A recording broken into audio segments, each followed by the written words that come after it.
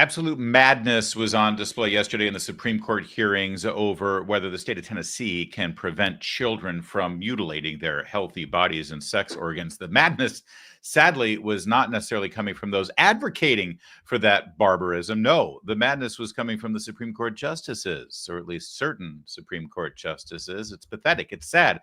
But there was also brilliance on display, and we're going to walk you through all of that coming up in just a moment. Speaking of madness, absolute mayhem in a congressional hearing where it looked like one of the congressmen and a witness from the Secret Service, they're about to throw down right there in the hearing room. You're going to see that incredible scene in just a moment.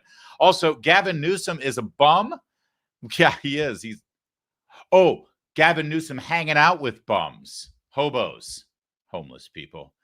You know, the crisis that Gavin Newsom is responsible for. Well, he's walking amongst them now and acting like he's doing something about it. It's all a lie, but we'll give truth to the lie. And is Eric Adams actually getting pretty red-pilled? Yeah, that's right. The mayor of New York is going MAGA, and we'll show you the latest episode of that coming up right now. We are brought to you by Birch Gold. My name is Larry O'Connor, and you can call me Larry. Thank you so much for watching our live stream today. We really appreciate you supporting the program. You can do even more support by just liking this video right now as you're watching it, leaving some comments, interacting with the community that we've built here every day during the live show, and also subscribing. I appreciate it. Also, if you open an IRA in gold right now from Birch Gold, well, you'll get free silver shipped directly to your home. That's right, free silver, just because you know me.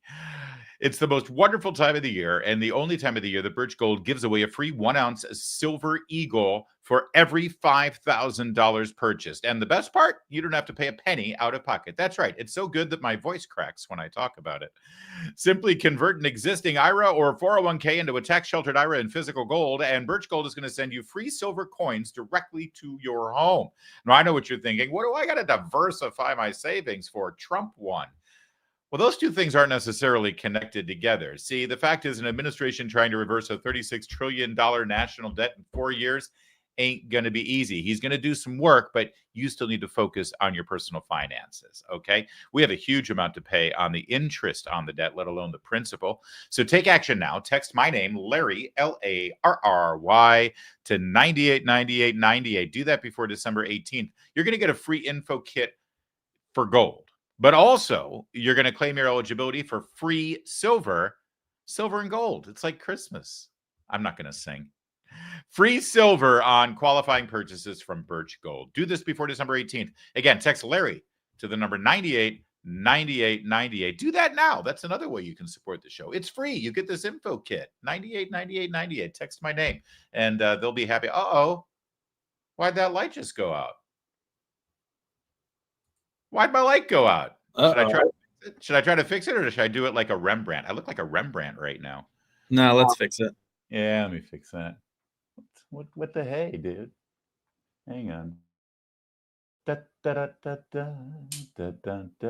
This is fun, isn't it? Hang on a second here. There we go. There we go. There we go. Always check your equipment before you go live. Everything's fine. Yeah, I looked like a Rembrandt. That was an artistic reference there. Did y'all get that? Rembrandt? That's comedic. All right, we're going with the Rembrandt look. It's moody time here on the Larry Show. I feel like I should pour myself a glass of brandy while I do this. Yesterday, in the Supreme Court of the United States, probably the most important argument made for our culture, for our nation's well-being, had to do with the state of Tennessee law.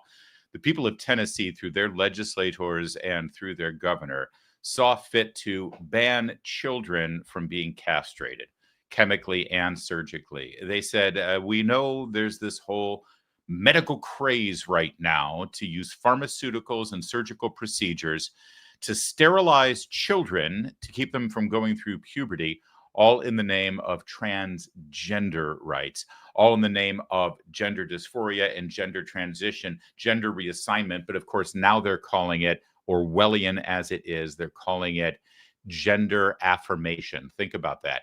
You're born female. You're convinced through therapists and sometimes school teachers and counselors and your peers that you were really supposed to be a boy.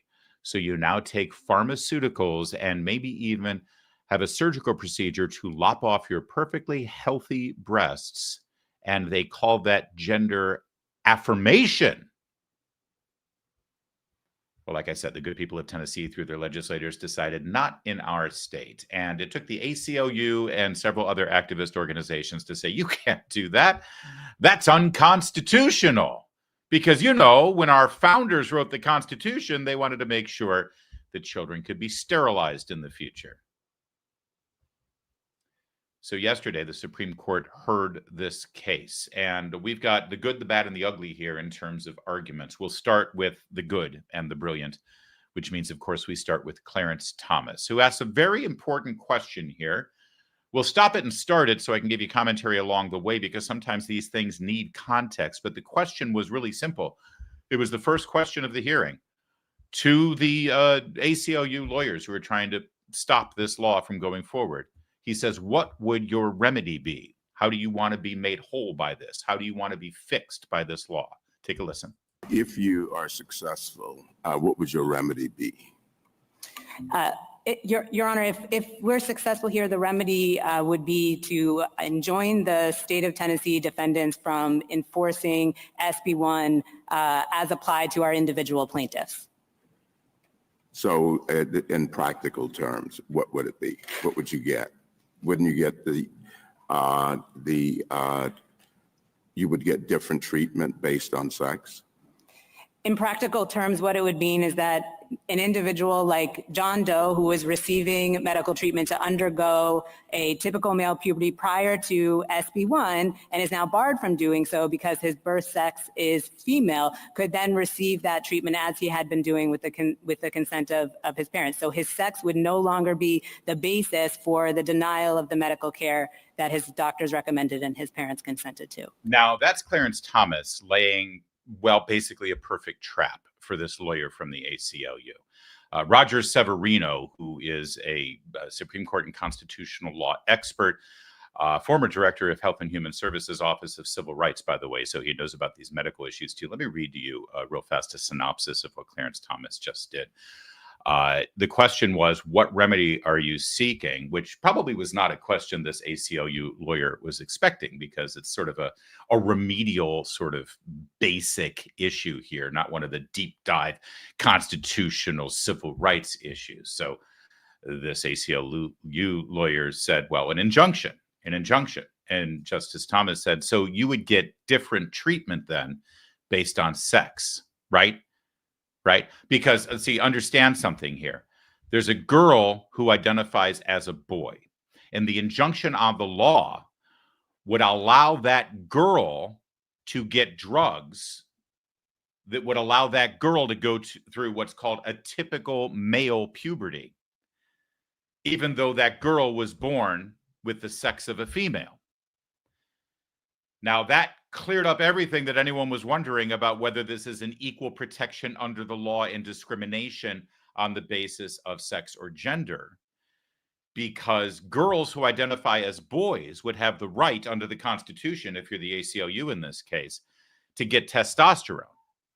But a boy who identified as a boy would not have the right to that same testosterone as he is going through puberty, unless he had a medical condition of some sort, which of course is typical for a medical condition. If you're going through a medical condition, you want this drug prescribed. Obviously, you can have that drug prescribed. But you see, the ACLU is not saying that these girls have a medical condition. They're saying these girls aren't really girls. These girls are boys, but they can't possibly go through puberty and become men unless they have the testosterone. So in other words, these girls will get preferential treatment. They will be treated differently than boys who were born with boy sexual parts, which on the face of it proves that the injunctive relief that the ACLU is asking for is in and of itself discrimination based on sex, based on your body parts, based on how you were born, which is in and of itself a violation of equal protection. With that one simple question, Clarence Thomas, at the very beginning of the arguments, blew away the entire case. It truly was brilliant. There was another moment, by the way, coming up where Justice Alito just cement the entire thing, blew apart the case as well. We'll get to that in just a moment. But I told you we had good, bad, and ugly. Well, let's get to the bad and ugly parts here. This is a line of questioning now from here. I'll describe it. I can't see the description right now, but it's good stuff here. Not eliminate the risk of detransitioners. So it becomes a pure exercise of weighing benefits versus risk. And the question of how many minors have to have their bodies irreparably harmed for unproven benefits is one that is best left. I'm sorry, counselor. Every medical treatment has a risk, even taking aspirin. There is always going to be a percentage of the population under any medical treatment that's going to suffer a harm. All right. So that's Justice Sonia Sotomayor, who just demonstrated herself to be quite possibly the most morally ignorant human being on the planet. I say possibly because she's got a colleague there that's about to double down and make it even worse. The moment you are trying to make some sort of equivocating legal arguments in this case, saying, listen, a girl taking male hormones to prevent herself from going through regular female puberty and instead going through the puberty that a boy would typically endure, thus rendering her sterile and unable to procreate as an adult female, that's just like blank. You see, there is no blank. There's nothing you can fill in there to say this is just like that, right? Unless you're talking about some barbaric medical procedure that was used in Nazi camps, testing on the Jews that were being kept there. This is barbarism. This is mad scientist stuff. But no, Sonia Sotomayor says, listen, there's side effects with aspirin. Side effect? This is not a side effect. The lawyer for the state of Tennessee was laying out this scenario. And I'll play it for you again so you can hear it. The concern is a young girl who goes through this process of puberty blocking and hormones, thus rendering her sterile for her adult life. And then when she's 23, 24 years old, she has second thoughts and wants to reverse the process and go back to being a girl. And now her body is completely forever altered by these pharmaceuticals. That's not a side effect. That's actually the desired effect. It's just an evil one. And the use of these drugs in a way that they were never expected to be used. And Sonia Sotomayor says, oh yeah, just like taking an aspirin. Some people get stomach cramps after aspirin. You need to be a moral idiot to make that argument. But Sonia Sotomayor did it. I just want to remind you, this is exactly what the Solicitor General of Tennessee was arguing. This has to do with a detransition or after the fact. Listen. Cannot eliminate the risk of detransitioners. So it becomes a pure exercise of weighing benefits versus risk. And the question of how many minors have to have their bodies irreparably harmed for unproven benefits is one that is best left. I'm sorry, counselor. Every medical treatment has a risk. See, he's not talking about the risks of the pill and what risks might come of taking the pill if you have an adverse reaction. He's talking about the risks of forever altering somebody's body and never being able to go back because there may be, just saying, some mental health issues here instead of actually just some sort of gender dysphoria or what have you. All right, then we move to Ketanji Brown Jackson. Remember how I said that Sonia Sotomayor may be the biggest moral idiot on the court? Well, I left the door open for this woman. That it operates on the body in the same way. So what's your basis for saying they're not the same? I don't think it operates on the body in the same way. Take testosterone. If you give a boy with a deficiency testosterone because he has constitutional delayed puberty, that allows him to go through and develop the reproductive organs associated with being a male. If you give it to a girl, it renders the girl infertile. So we have 8 to 12-year-olds. Oh, I'm sorry. I thought your reasons for them being different was that you said they were for different purposes. I'd heard you say at the beginning, the reason those two are different is because one wants them to transition and the other wants them for some medical purpose. Well, to go back to my example in the introduction, I don't think anyone would say using morphine to assist suicide is the same treatment as using morphine to manage pain. It's the same drug, just like it's the same drug here, but they're being used for fundamentally different purposes. They have different effects on the body. And once you take out and you recognize medical reality, then there is no argument that our law differentiates between treatments for males and females. I do love the fact that Mr. Rice here had to point out explicitly that as soon as we take a step back and recognize the medical reality of biology, then you understand this concept. Ketanji Brown Jackson was trying to maintain that prescribing testosterone to a little girl going into puberty versus testosterone for a little boy going into puberty is really no different. It needed to explain to her, they needed to explain to her that giving testosterone to a girl would have a very different effect on that girl than giving testosterone to a boy. Of course, this is a woman who during her confirmation process was incapable of defining what a woman is because she's not a biologist. I'm shocked she didn't recuse herself from this case, considering her lack of biological knowledge and expertise. I just want you to know that it's even the justices who are going to end up dissenting and siding with the ACLU and the transgender activists in this case, and it looks like the usual three are going to do it: Katina Brown Jackson, Sotomayor, and Elena Kagan.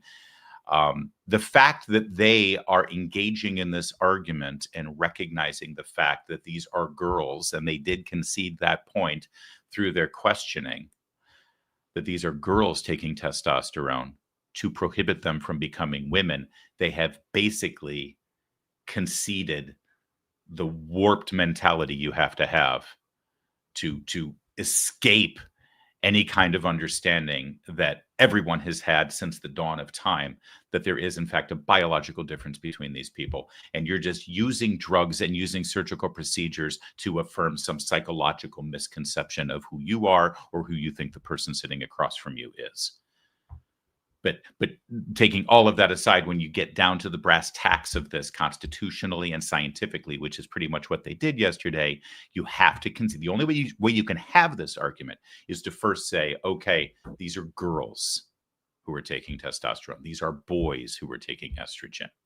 And they're taking it so that they can warp what their bodies will look like after puberty.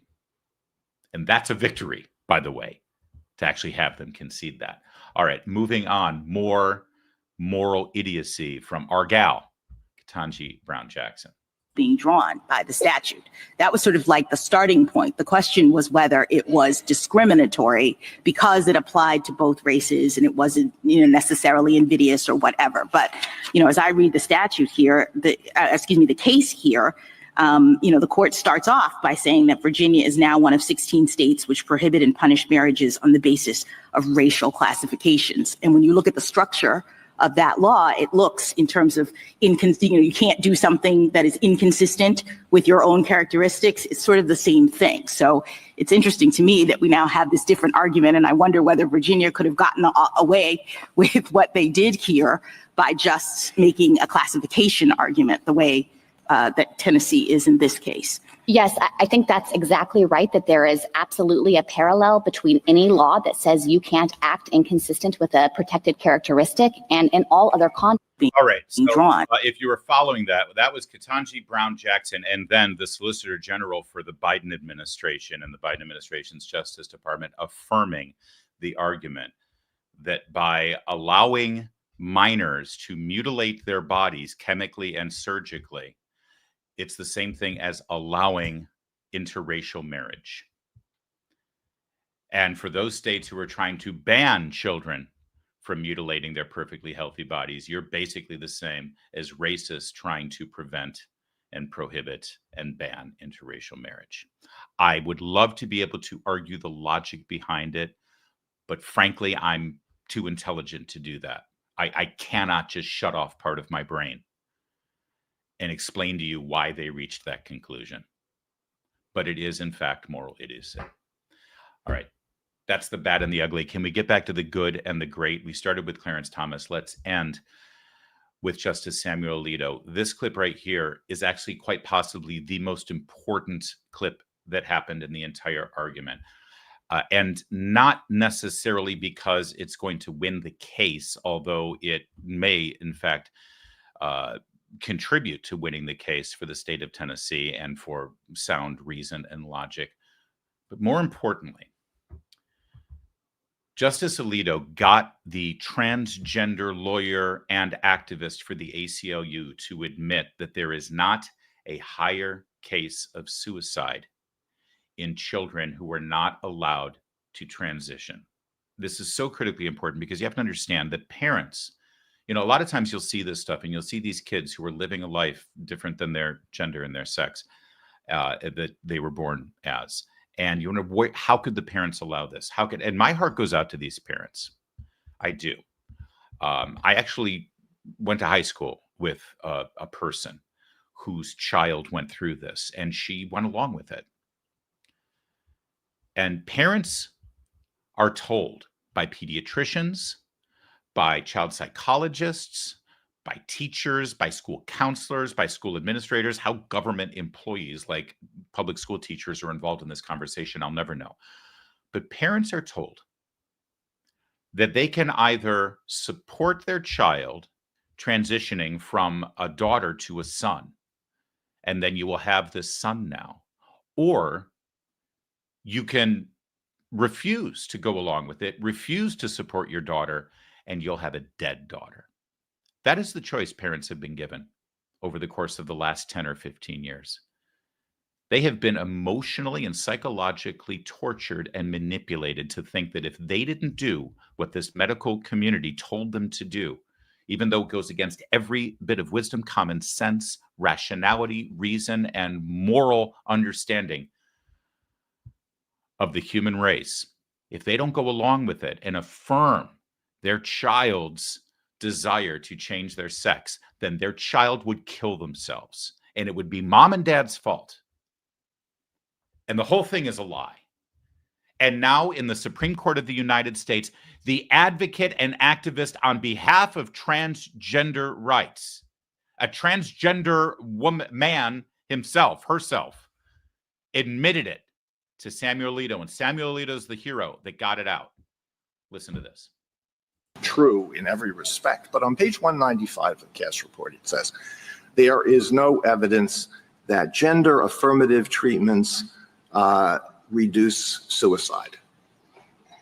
What I think that is referring to is there is no evidence in the studies that this treatment reduces completed suicide. And the reason for that is completed suicide, thankfully and admittedly, is rare. And we're talking about a very small population of individuals with studies that don't necessarily have completed suicides within them. However, there are multiple studies, long-term longitudinal studies that do show that there is a reduction in suicidality, which I think is a positive outcome to. All right. So did you catch that? There's two things that are very noteworthy about this.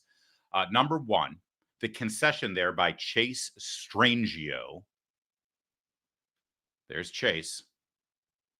Chase Strangio admitted that completed suicides for minors who are not supported and affirmed in their desire to transition and change their sex through chemical and surgical means, completed suicides are extremely rare. But if you allow them to go through the process and transition, there is a reduction in suicidality. All right. So number one, the fact of the matter is that children killing themselves because they're not affirmed in their desire to transition is incredibly rare. Let every mother and father hear that around the world. If you are in a doctor's office and a doctor says you need to do this or your kid will kill themselves, you walk out of that doctor's office and report the doctor to the American Medical Association. Or better yet, sue that doctor for malpractice. Because none of the research backs that up. But also, I hope you caught that little jujitsu now. Because they're twisting words and twisting meanings of words to have it their way. You see, Oh, no, no, no. We never said that it would be completed suicide. When was that? Have you ever heard this term, completed suicide? I'll be honest with you. This is new to me. I don't think I've ever actually, until this very moment, heard the term completed suicide. Apparently, suicidality and completed suicide are really the two categories at play here. And what they've really been concerned about is suicidality. In other words, their argument is that your teenage child or your prepubescent child will want to commit suicide. They're not going to do it. Don't worry. It's very rare if they actually have completed suicide, but they will threaten to commit suicide. They will feel suicidal. They may even try to commit suicide, but not in a way that will actually finish the job. And that's nothing new, by the way. Ever since I was a prepubescent teenager, there have been sadly many cases of children going through puberty and adolescence who attempt suicide, never really in a very effective way. It's usually a cry for help, actually. But understand something. That's what they're advocating for now. You must go ahead and affirm this. Otherwise, your child will feel suicidal. Well, let me tell you something.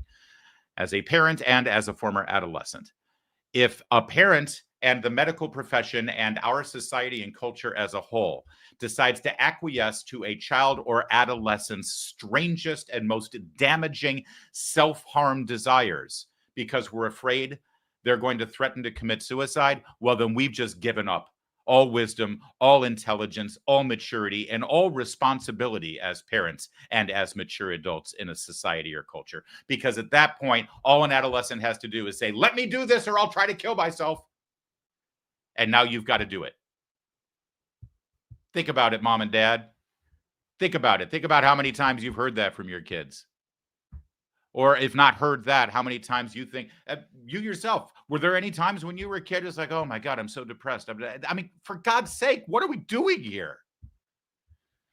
So number one, ACLU admits, Chase Strangio admits, yeah, it's very, very rare for children who are not affirmed in their desire for gender transition to actually kill themselves.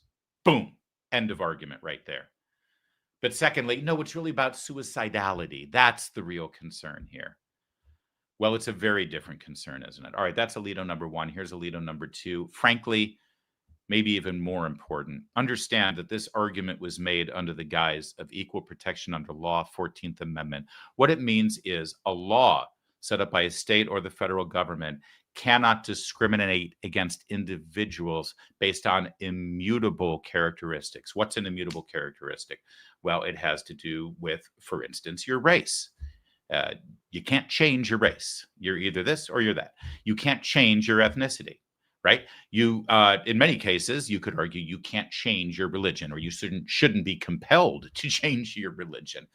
And you can't change your sex. If you're born a woman, you're a woman. If you're born a man, you're a man. And remarkably, they were making this argument on behalf of this law. In other words, you know, boys get prescribed testosterone when they're having issues in puberty. Well, girls should be able to get testosterone too. That's literally what their argument is. Although, of course, they're not talking about girls. They're talking about girls who are actually boys. And set that aside for a moment. The whole point is immutable characteristics. Now listen to this line of questioning from Justice Alito, where again, the judge, the counselor, the lawyer for the ACLU, the trans activist, personally in court admits that the gender definitions here are not immutable.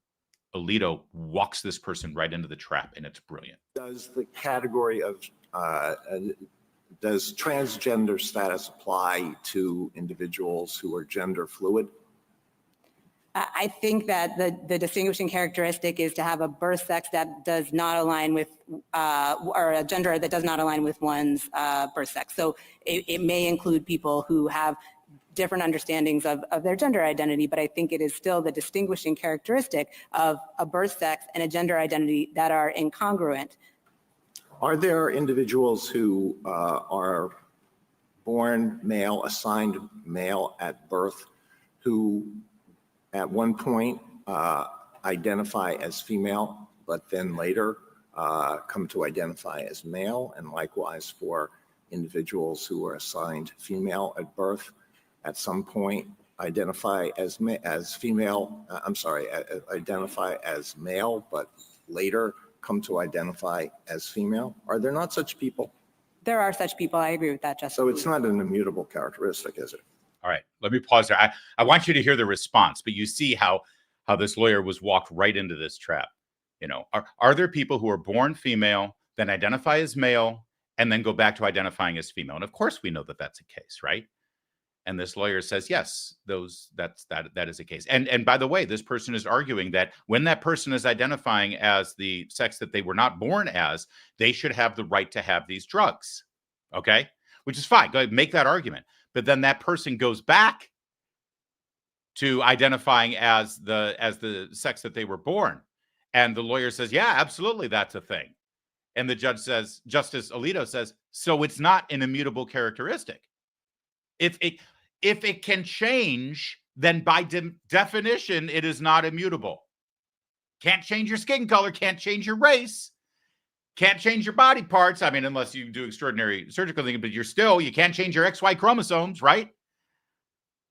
And that's the end of the case. That is the end of the case. Every single case law leading up to this point, based on equal protection under the law and the 14th Amendment, says it has to be an immutable characteristic. The lawyer advocating for this just said in open court, yeah, sure, you can go back and forth. It can change. It's not immutable. Period. End of everybody go home. We're done here. We're done. Now I want you to listen to the response, because you will listen to the words that you think we had word salad with Kamala Harris. Listen to the hemming and hawing, the brain freeze, the short circuiting, the gulping in mid-sentence. Try to make sense of what this lawyer says, because this lawyer realizes that it's over. And so all you get from this person, from Chase Strangio, is just blah, blah, blah, blah, blah, blah, blah, blah. Listen, it's brilliant. It's beautiful. Well, I think people's understanding of it shifts, but the evidence shows that there is at least a strong underlying basis. And I think the normative reason for that particular consideration is whether or not this is something that someone should or could change, and whether they should have to change it in order to receive constitutional protections. And I think transgender status squarely fits within that. Yeah. Did you hear that gulp right in the middle of it? That was amazing and beautiful and delightful and phenomenal. This thing will be supported. It will be upheld. Tennessee and the 24 states, along with Tennessee, are going to go ahead and protect children. And it's a beautiful, wonderful thing. One other commentary on the Supreme Court justices here. Somebody put a graph together to show last year's arguments and which justices did the most speaking at these hearings. And it's extraordinary when you look at it.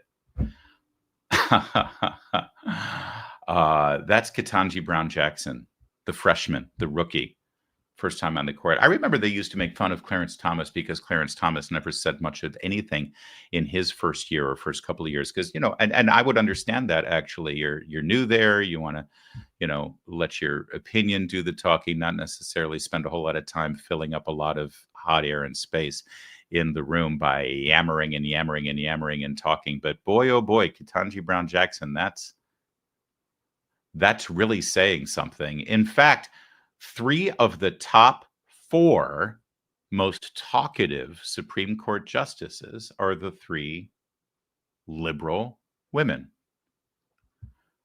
That's pretty remarkable too, isn't it?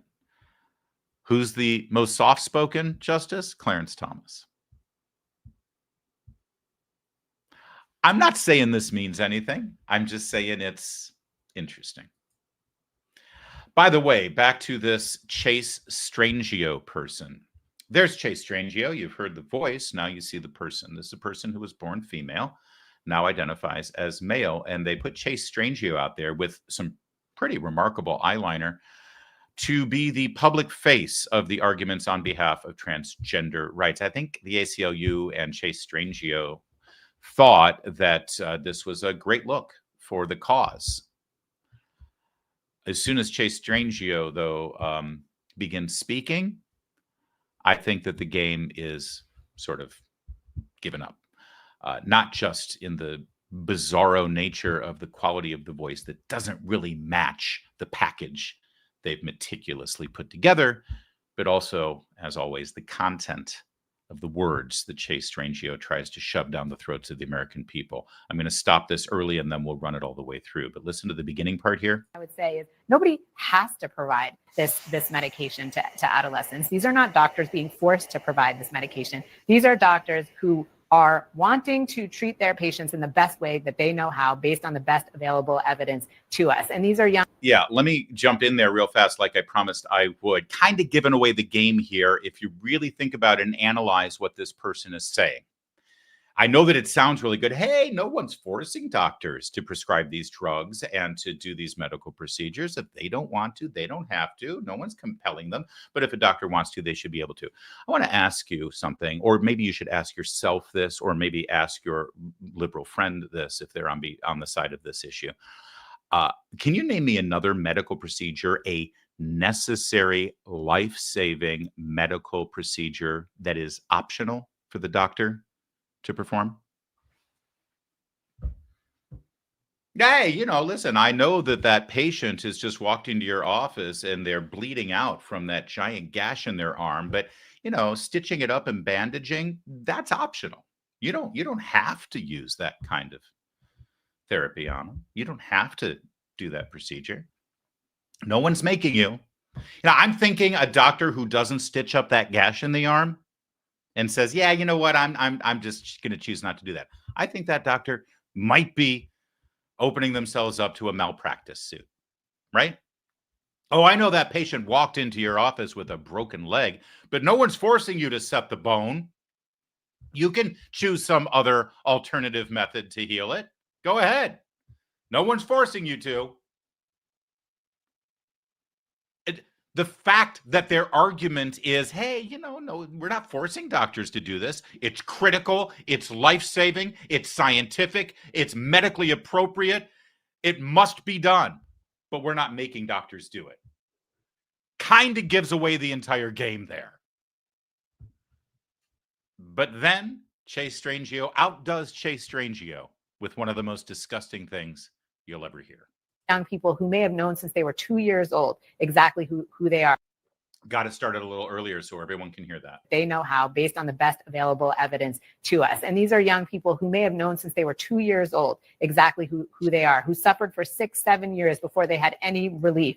And what's happening here, it's not the kids who are consenting to this treatment, it's the parents who are consenting to the treatment. And as a parent, I would say when our children are suffering, we are suffering. And these are parents who love their children, who are listening to the advice of their doctors, of the mainstream medical community, and doing what's right for their kids. And the state of Tennessee has displaced their judgment. There you go. Children as early as 2 years old know that they need to be castrated, know that they need to be completely surgically altered. And it takes them 7 or 8 years. By the way, 7 or 8 years, that means 9 years old, 10 years old, when this person wants these procedures to begin. 2 years old. I know we've walked down this path, and I know that our society has been misguided for many, many years, but thank God it looks like we've reversed this. Thank God we're actually on the path to sanity. But not over at CNN, by the way. Boy, they are doubling, tripling, and quadrupling down on this. They brought children onto the air, exploited them. The parents allowed them to be exploited too, for the sake of this issue. And this is hard to watch, but you need to see it. What concerns have you had about speaking out? That I'm gonna be murdered. One day I'm gonna be walking down the street and somebody's gonna come up and shoot me or something. That's a really scary thing to be worrying about at 10 years old. Yeah, that should not be a worry. Yeah. See, I'm in the same business as that television host there. And if I had a child sitting in front of me say that my biggest worry is that I'm going to be murdered because I'm transgender, I would lean forward and said, who told you that would happen? Where did you hear that? Why is that a fear of yours? Do you know of any other children who have been murdered because of this? Do you know of any adult who has been murdered because of this? Who is putting these thoughts into your head? Why do you think you're going to be murdered? No, but instead, the TV host on CNN affirms that horrible fear, affirms to this child who is already going through plenty, affirms to that child, well, it's a terrible thing to have to be afraid of. Which is the same thing as saying, yeah, you have every right to be afraid of that. Could we please leave these children alone? Could we please get these children the help that they need? Can we please stop manipulating parents and intimidating them and making them feel like they've got to go along with this dementia? Otherwise, their child will kill themselves. What have we done? And CNN, I feel like I have to say it every day, but I'll say it again. Shame on you. You're disgusting.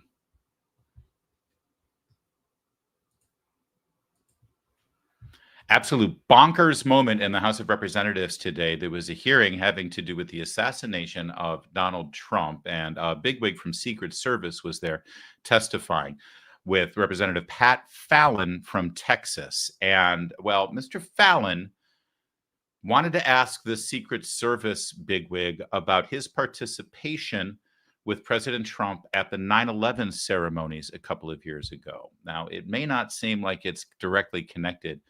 We'll explain why this even came up in just a moment, but you've got to see the screaming match that ensued. This is absolute bonkers. Take a look.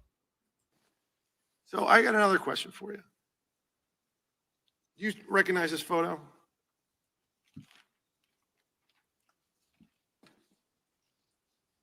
Yes, sir, I do. Okay. Is that the remembrance of September 11th? It was. Was it in New York? It was at Ground Zero. Okay. Who's usually at an event like this closest to the President of the United States, security-wise? The SAC of the detail. Special agent in charge of the detail. Were you the special agent in charge of the detail that day? Actually, let me address this. Could you please, staff, leave that? Oh, no, leave that one up with the circle around me. Thank you.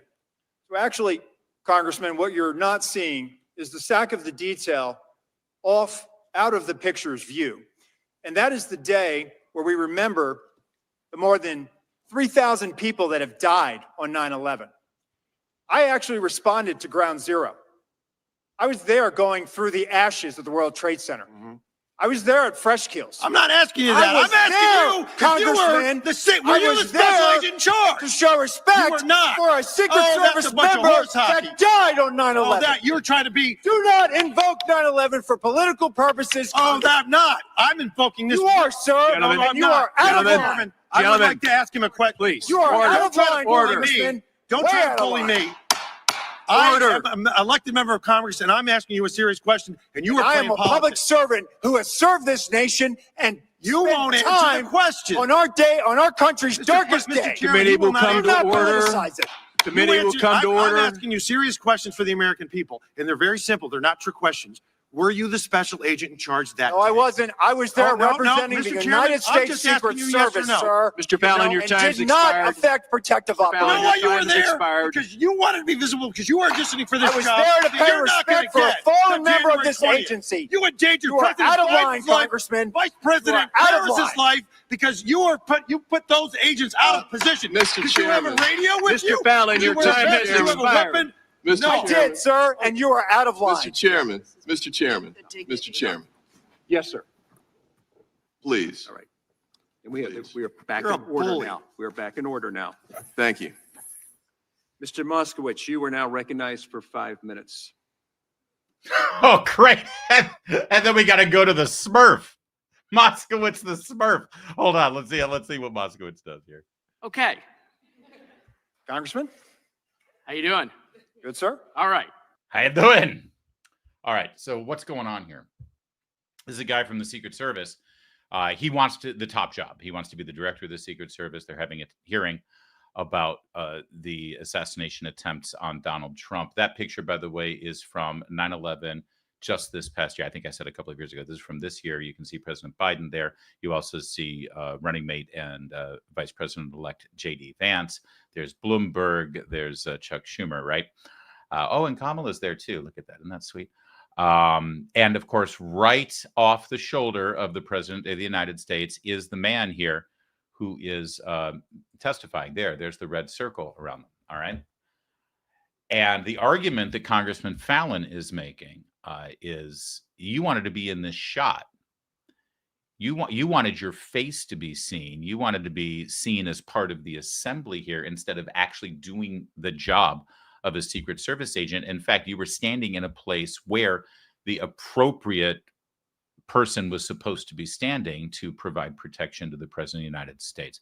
And the suggestion there is that for your own personal vanity and self-promotion, you put the president and the nominee for the Democrats and the former president and nominee for the Republicans in harm's way for your own vanity so that you could promote yourself. That's obviously the argument that Congressman Pat Fallon is making.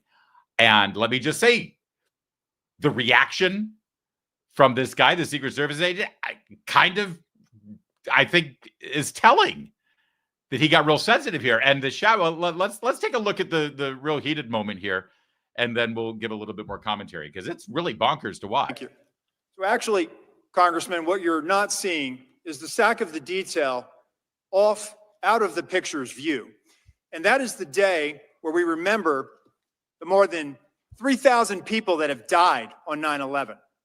All right, so this is Ronald Rowe is his name, by the way. And now he's trying to immediately say, trying to evoke the memory and the tragedy and the patriotism of the day. So it's like, is that you? And who's supposed to be standing there?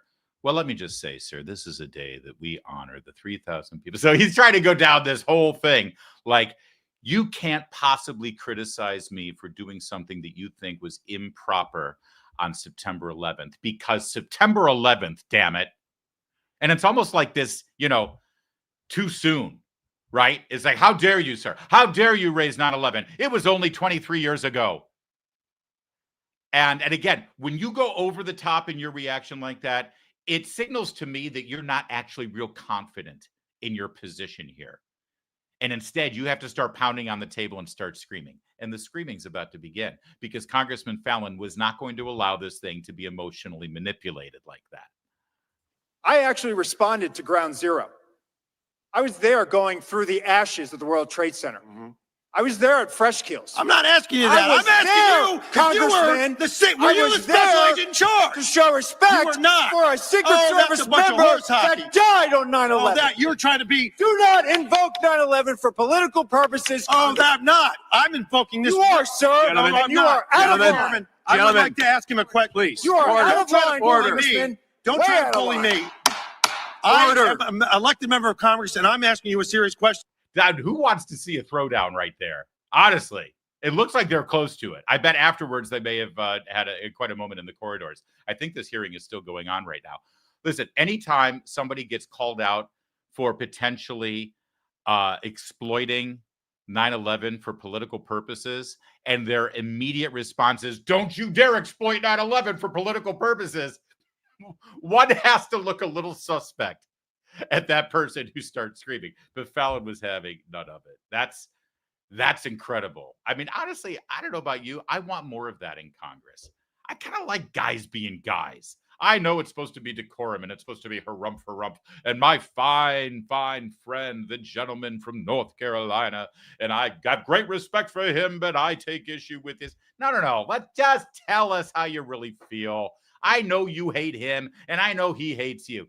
Back in the 19th century, they used to beat each other with walking sticks in Congress. It was ugly. Let's be ugly again. Stop pretending. Just be who you are. And besides, it's really good for this show. Thanks.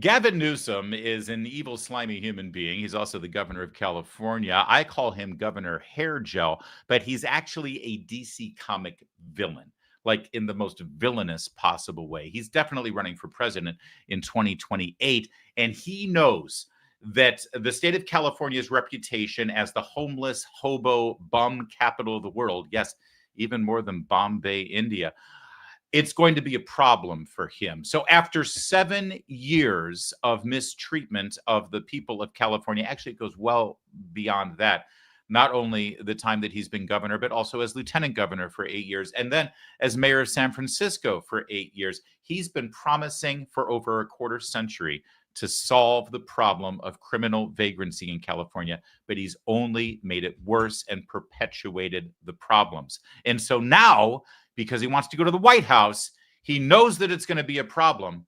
And so he wants it to look like he's doing something about it.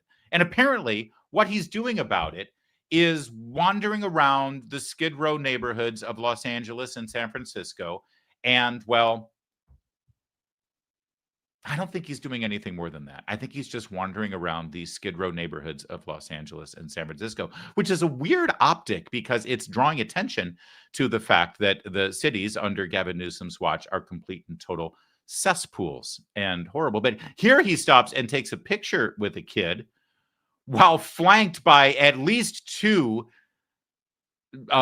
security guards. Now, in the state of California, the people who provide protective services for the governor are California Highway Patrol people. Those aren't Secret Service. That's a federal agency. But they're basically acting as Secret Service. You can see them. So you've got the Skid Row hobo criminal vagrants who are strung out on drugs and living on the streets and defecating on the streets and urinating on the streets and fornicating on the streets in front of everybody. They're all in the perimeter there, but he is carefully protected by the California Highway Patrol because he's Governor Gavin Newsom, damn it.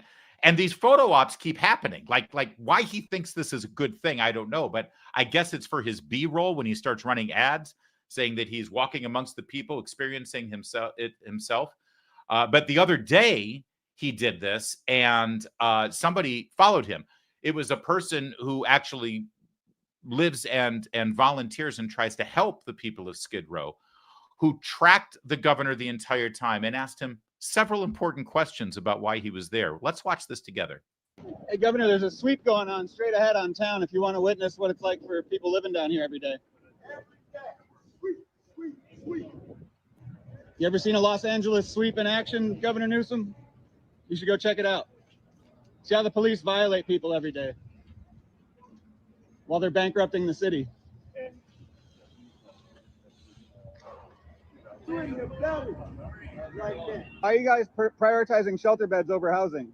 You should have heard the press conference, just the opposite. We weren't invited, believe it or not. We weren't invited. It's about us. Now, for some reason, I know you was going to come to Skid Row, but now you need to see afterwards. Now, real fast here, because I just want to jump in, and I know a lot about this case and or about the issues of criminal vagrancy in Southern California and in Northern California. I'm from there. I used to have a radio program in Los Angeles on KABC. It's criminal vagrancy, by the way. Stop using the term homeless. Okay, it's criminal vagrancy. Every single city in America has a law on the books against criminal vagrancy. All of these people are violating that law. If your state, county, and city government wanted to do something about it and clean up the streets that you pay for, if they wanted to keep them safe, they could enforce that law, and enforcing that law would be the first step in actually fixing the problem. Because as long as you allow people to do this, they will continue to do it. And they're there for one of three reasons. They're criminals, they've got mental health issues, or they've got addiction problems. That's it. Because the actual people who are victims, I know you hear it all the time, oh, but it's mothers and children who are victims of domestic abuse. There are shelters up and down the wazoo for people like that. If they're not utilizing those shelters, it's because those shelters have rules like, you can't be a drug addict here. You can't be an alcoholic here. And, well, you see what happens. So this is about criminal vagrancy. And Gavin Newsom could have easily ended this immediately if he cared about it. But here's the problem. These guys, Community Watch, now they call themselves homeless advocates, but that's not really what they are. See, there's no good guys in this entire equation. Gavin Newsom is a bad guy. He's enabled this and he's protected the status quo because mostly real estate developers get to build these multi-million-dollar shelters. It's not really shelters. They're condos that people get. And they're to the tune of like $800,000 per person. And it's all government money that Gavin Newsom gets to funnel to these real estate developers who then spend all their extra money to keep people like Gavin Newsom and other Democrats in California in elected office so the money can come right back to them so they can spend all this money on real estate development that, by the way, also ends up making real estate very, very expensive, which is part of the problem for all of these criminal vagrants. That's number one. But then these guys, Community Watch wants all of these people who are defecating on the streets, urinating on the streets, fornicating on the streets, and creating hazardous conditions. They want them all to have brand new houses in the neighborhood of their choice. And they don't care how much it costs. They've been draining the state from day one if they had their way. But they don't like Gavin Newsom because Gavin Newsom doesn't provide housing. He provides shelters. Do you see this? So nothing's good enough for them either. That said, they know how to troll Gavin Newsom the best way, from the left. It's brilliant. It's beautiful. And they really get under his skin. Let's watch more. You see how dirty these streets is? The streets ain't being clean. There ain't no trash cans. See the red trash cans? The red trash cans belong to the business people. They don't belong to the city. The city can bring out one trash can. They got one trash can. Governor, do you speak Spanish well? I think you do, right?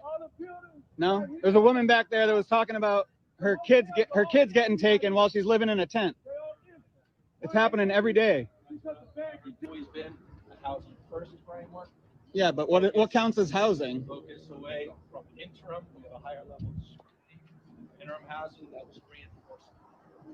Not safe is not working. So interim housing isn't being prioritized with the new HAP funding? The HAP money, the prioritization continues to be a framework around housing, services, shelter, solid sleep, housing, and supportive services. I know, but like homelessness. Yeah. Interim housing has a role. Rapid rehousing is important. I'm not opposed to shelters, but those are decisions for your local government.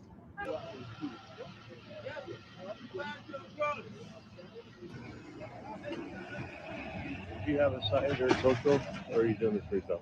We're from Los Angeles Community Action Network. Okay. Just always wary when more money is coming for homelessness and Yeah. housing, and not being able to concretely define what housing is, because we see, Mayor Bass's so-called success on Inside Safe, where 1/3 of the people that have gone into these hotels have already been either exited or dead. No, I get it. And they're not going to permanent this housing. New round has a whole bunch of accountability and transparency where they're going to have to list everything they're doing, and there's monthly reports that are now required. Yeah, but I mean, the That's all definition of what is housing, you know what I mean? I'm not saying people. Well, you'll be able to shouldn't go see what they think it is, and then you can react to that. And how much? It's $370 for LA? Yeah. For the county or for? Well, it's $837 in this round, but yeah, around $370 for LA City and County. Okay. That's about $1 billion. Don't want photo op. We want compassion, sir. From a positive perspective, though, if you really want to know the truth about the criminalization, you will stop right here. This is the Los Angeles Community Action Network. Right. Place you need to come and holler at. This is where I work at. This is where I work at, right? Why come they didn't invite us to the meeting? Then we'll let you know, man. They don't want to know the truth of what's going on. Right? We got mutual aid spots out here helping because we can't get nothing else. We got to do it by ourselves. You can see things from a direct perspective, how it is, right? Or you can see it from a criminalization perspective. But that ain't going to get it. Because that's been the problem. Chief Brighton came through here. And I was on cop watch, monitored him, and we sent him out of here. America's top cop couldn't do it. So if America's top cop can't do it, it ain't to be done. Take care, man. All right. All right, thank you. All right, you remember you walk with the general. I can forget. Yeah. Well, I'm reminding you. Oh, what a creepy, disgusting dude. I do like that guy saying, hey, we don't want any photo ops. Enough photo ops. That's all this is. This is Gavin Newsom orchestrating a made-for-TV photo op so that he can run B-roll in his ad saying, look, I did something. I walked amongst the homeless. I don't know if you caught this moment, but it really is the epitome of it. A criminal vagrant down on his luck, sitting there trying to eat a bowl of free oatmeal as the governor walked by in his $3,000 suit and probably $500 haircut, drinking a latte, surrounded by security. That's Gavin Newsom. That's Gavin Newsom to a T. And he thinks this is going to work. And by the way, with Democrats, it probably will work. But it's pretty ham-handed and stupid if you think about it, these photo ops that he's doing. Here's the latest one. This is in the Mission Hills area of Los Angeles. There's these rivers that have been created into these concrete basins to help the flow of water from the mountains when there is water. Otherwise, it's drought. You know, it's either flooding or it's a drought in Southern California. That's the way it goes. But it becomes a repository for trash, for garbage, for a bunch of junk. And so here's a beautiful photo op. You know, he does this to make sure that there's cameras around, and he's got his tight black t-shirt and his baseball cap, and he's out there cleaning up the garbage. He's cleaning up because he's a can-do, hands-on governor, and he's going to go out there and clean things up. And he thinks this works. He thinks this sends the message that he's a great guy and a great governor, and he's going to go out there and fix the problem. But see, here's what I see. As a former Californian, someone who still has children who lives in California and family members who live in California, you know what I see when I look at this? I see failure. I see nothing but failure, because he's the governor of that state. And his party has one-party rule in every possible facet of the chain of command, from his office all the way down to that little creek bed that he's standing in. That's in Los Angeles, the city of Los Angeles, run entirely one party by Democrats. In the county of Los Angeles, run entirely by one party, the Democrats. And every single state senator and every single member of the state legislature for that entire area run by one party, his party, the Democrats in Sacramento. They have a veto-proof majority in both chambers, the Democrats do. Nothing happens in California government, from Sacramento down to the county of LA, down to the city of LA, down to that neighborhood where all that garbage is that the governor has to go down and clean up. Nothing happens if the Democrats don't want it to happen. What I see when I look at this video, and what you should see when you look at this video, is abject failure of that man and his political party, because holding the reins of every possible piece of power in that government and the ability to tax the people of that city, county, and state to the highest level of any other American citizen anywhere in this country, they still can't get it done. He has to get out of his office, take his limo down to the riverbed, and if someone's going to clean up, well, if no one else is going to clean it up, then I'm going to clean it up, I guess he's saying. Why hasn't anyone else cleaned it up, Governor? Why hasn't your party actually done the job of governing that state, that county, and that city? That's failure right there. And he's trying to present it as some sort of photo op to show what a great guy he is. Gavin Newsom is an awful human being, a terrible man, a horrific husband. I'm guessing a pretty suspect father, but most importantly, a diabolically evil governor. Whatever you can do, keep him away from the White House, because that scene you just saw in Los Angeles, well, that's coming to your town.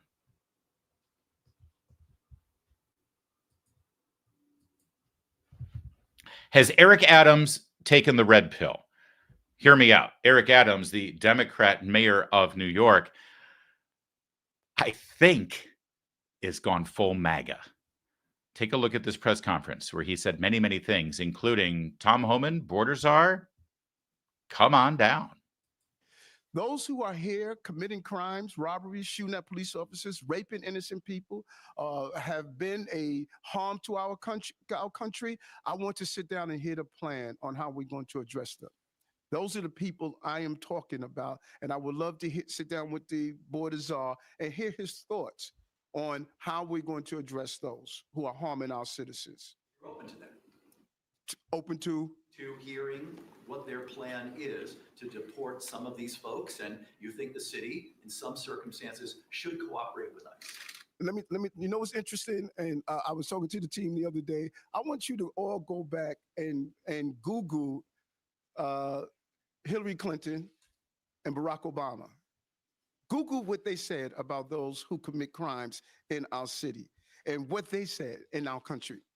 They said those who commit crimes need to get out right away. That was their position. So this is not a new position, you know, because in the state of in the era of cancel culture, no one's afraid to be honest about the truth. Well, cancel me, because I'm going to protect the people of this city. And if you come into this country, in this city, and think you're going to harm innocent New Yorkers and innocent migrants and asylum seekers, this is not the mayor you want to be in the city under. Wow. Cancel me. Go ahead and cancel me. Here's Eric Adams acknowledging out in the open that Barack Obama and Hillary Clinton and Bill Clinton and Nancy Pelosi and Chuck Schumer, they're all on the record. We've all seen the videos. The very thing that Donald Trump is saying he wants to do right now that apparently is racist, xenophobic, anti-American, they all advocated like a minute and a half ago. And Eric Adams is like, wait a second, were they in my party? What the hell is happening? Of course, he has to clean up the mess created there. So there's Eric Adams saying, yeah, I want to hear how we're going to deport these people. And by the way, it's upwards to 58,000 criminal illegal immigrants in New York. I mean, there's hundreds of thousands of illegal immigrants, if not over a million illegal immigrants, but they already know they've got over 50,000 with known criminal records that they brought into this country that Joe Biden and Kamala Harris said, yeah, come on down. We'll set you up in Manhattan. And well, shockingly, they're committing crimes in New York as well. And he still can't get them deported. So he's excited about Donald Trump becoming president. But see, it's one thing to say, okay, I'm going to cooperate with the incoming administration on the deportation of criminals. But of course, I'm sure he's maintaining the party line that, you know, none of this is Joe Biden and Kamala Harris's fault, right? Right? Well, actually, you'd be wrong. Take a look at Eric Adams. The long-term impact of what we did to this city is you're going to see it materialize in administrations in the future. They hurt the future of New York City. And when people hear me say $6.4 billion, they may say, well, okay, it's just $1 billion here, $1 billion there. No, we didn't invest in seniors the way we should have, and young people the way we should have. We're not going after get these chronic absentee students the way we should have. The crimes that we witnessed, this impacted our city, and people don't seem to understand, why were you fighting so hard for this? Because I reflected on that 11-year-old boy that was denied, and I went into government to stop these 11-year-old boys, and I came up with a plan to do so, and the federal government made me take $6.4 billion out of providing these services that we all should be angry at what happened to our city under this administration. Wow. Wow, that the federal government forced this on us, and we should all be angry at this administration. That would be the Biden administration, the Biden-Harris administration. Seriously, is he changing parties? Or is he running in 28? And then as the press conference went on, he was feeling pretty loosey-goosey, this Eric Adams. We should not be afraid of Bitcoin. Remember y'all laughed at me when I first got my Bitcoin? Who's laughing now? Go look at my Bitcoin now. You all mock me. You're taking your first 3 paychecks in Bitcoin. What's wrong with you? Now you wish you would have done it. you know? And so what exactly is happening here? I mean, is he going to be on Joe Rogan tomorrow? Yeah, and another thing about Bitcoin. Let's talk about cryptocurrency. He's like fully red-pilled, this guy. What is happening? Is he going to be Theo Von's co-host when his term is up? What is happening with Eric Adams? In fact, he went even further. He appeared on a radio program on WOR in New York, the Rob Astorino show, and commented on the current jury deliberations. We don't have a verdict in yet, do we? Because this is the thing about doing a live show, and you're talking about Daniel Penny. Do we have a verdict? Not yet? Okay. The jury is still deliberating. Why it's taking this long, I don't know. I'm getting nervous, actually, for Daniel Penny. But the jury is still deliberating, and Eric Adams was asked about the case of Daniel Penny. Take a listen to what Eric Adams said. Now, I wish he would have said this, the day of Daniel Penny's arrest. But take a listen to Eric Adams here. You should look at that on a multi-faceted approach of everything that's wrong with the system that we're facing. One, look at the photo that they used to show the victims. It seemed like it was a young, innocent child who was brutally murdered, and it gave that impression. When you look at the photo that was being used, it wanted to set up in the minds of people that we were dealing with a young, innocent child that, just a Michael Jackson intimidator that, was just brutally assaulted. I think he meant Michael Jackson impersonator, not Michael Jackson intimidator. Although that kind of works too. Not that he was intimidating Michael Jackson because he's dead, but he was intimidating people dressed like Michael Jackson. All right, you know what? We'll allow it. Anyway, continue. Then you look at the complete failure of our mental health system, a complete failure from the days of closing psychiatric wards and having those who needed help just turned over into the street without giving any safety net to accept them. Parents reach out to me all the time and say, I'm watching my child go down, or my loved one, my family member going down this serious decline. What do we do? A system where you brought people into hospitals, gave them medicine for one day and sent them back. The young man in this case was going within our system, throughout the revolving door of our system. Now, we're on the subway where we're hearing someone talking about hurting people, killing people. You have someone on that subway who was responding, doing what we should have done as a city and a state of having a better mental health facility. Those passengers were afraid. I'm hoping that the jury will hear all the facts. Based on all the facts that's laid out, a jury of his peers would make the right decision.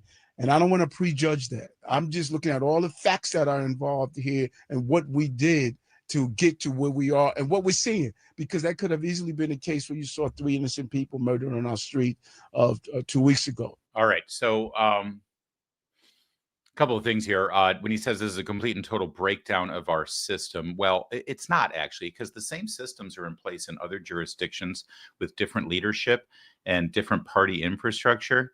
And the system is not the problem. It's those in charge of running the system and executing their jobs. You see, the reason you've got a revolving door on your criminal justice system and this guy was allowed to walk the streets is because you have a district attorney who doesn't put people away.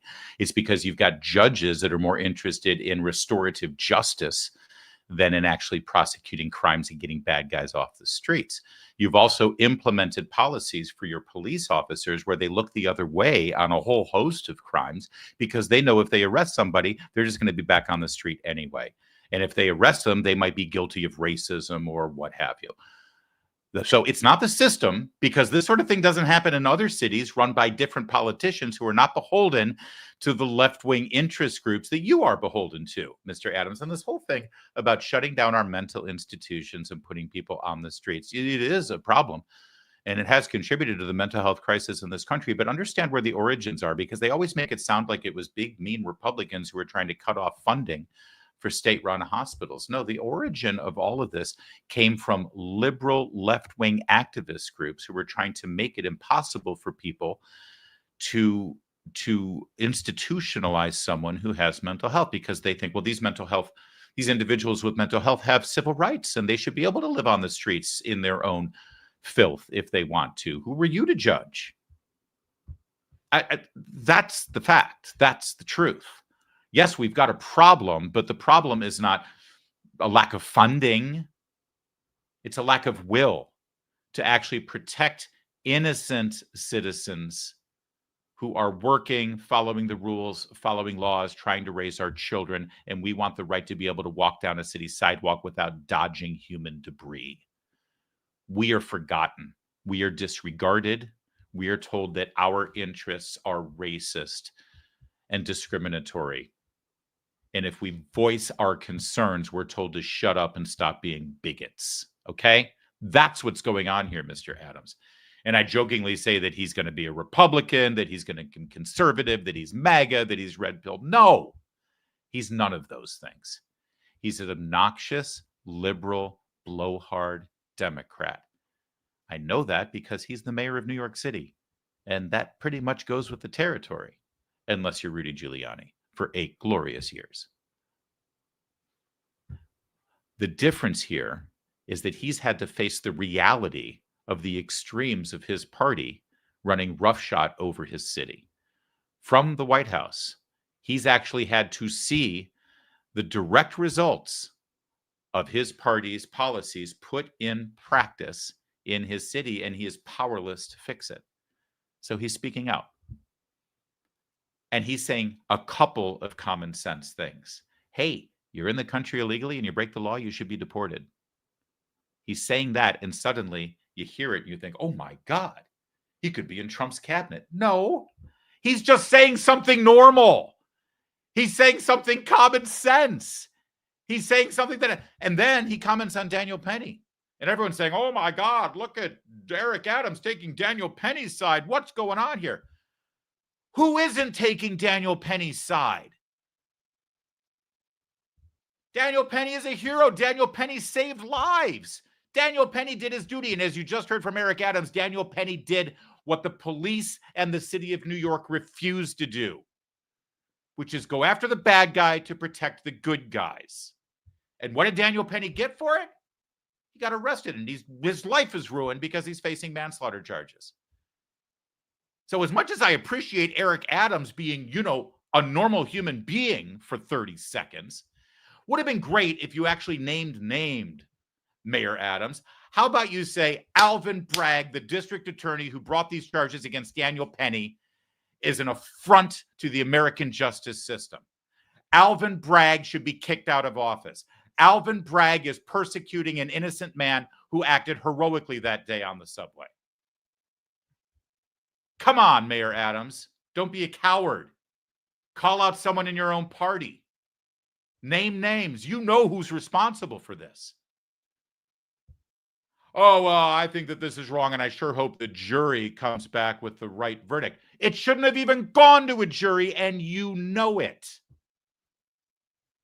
So don't give me any of this crap about, common sense. Common sense died when Alvin Bragg took office. You know it, Mayor Adams. And the fact that you won't say it, you get no cheers from me. You get no applause from me. Frankly, I hold you even more contempt right now because you've just proven that you do, in fact, know better. So why don't you do something about it? All right. That's it today. Thank you so much. Did I see some super chats flying by there? We did. Tommy Radcliffe for $10. Nice axe there, Tommy. No women is going to be the sack death of my military. Women are not lethal, period. Well, first of all, you don't know the women that I know. I don't want this. I want Pete. Understand, oh, and so do 78 million other Americans. Rhino shat heads. Yeah, I don't. Where do things? I know that Joni Ernst went on Fox and Friends this morning and would not. Or no, it wasn't Fox and Friends. It was Bill Hemmer. Would not commit a yes to Hemmer. Listen, if for Hegseth, if Joni Ernst thinks that she's going to maneuver this and spike Hegseth so that she can get the gig, she's playing this wrong. I assure you. Trump is not going to reward her behavior here by giving her the gig. Now, maybe she wants to put somebody else in the position, but you're right. But listen, Tommy, I just want to say, I think that a woman is fully capable of being the Secretary of Defense because the bar has been set by Lloyd Austin. Are you telling me that Tulsi Gabbard wouldn't do a better job than Lloyd Austin as Secretary of Defense? Thank you. Tommy, $2. Women are lethal in matters of the heart. Thank you. Yes, this was my point. You walk a mile in my shoes, my friend. You have no idea what I've been through with the lethality of these women. Good God, it's amazing I'm still walking. It's amazing I'm still capable of love. It reminds me of a time back in the 80s when we're out of time. Thanks for watching today. I really appreciate it. Like and subscribe and make sure you tell a friend. We appreciate everything you've done. We're doing a special live show tomorrow, guys. Usually we don't do Fridays, but we will be back live. Actually, I didn't run this by Kevin. We are going to be live, but you're good with that, right, Kevin? We'll discuss. All right. Well, because I'm going on vacation next week. I'm going to be gone next week. So if we're going to do one more, we got to do one more tomorrow. So this is why you need to subscribe. So right now, if you would like to know whether we're doing a show tomorrow, subscribe and hit the alert bell so you can get an alert when we go live tomorrow, because apparently that's an open question, but hopefully we will. And if we do, I'll see you then. My name's Larry O'Connor. You can call me Larry.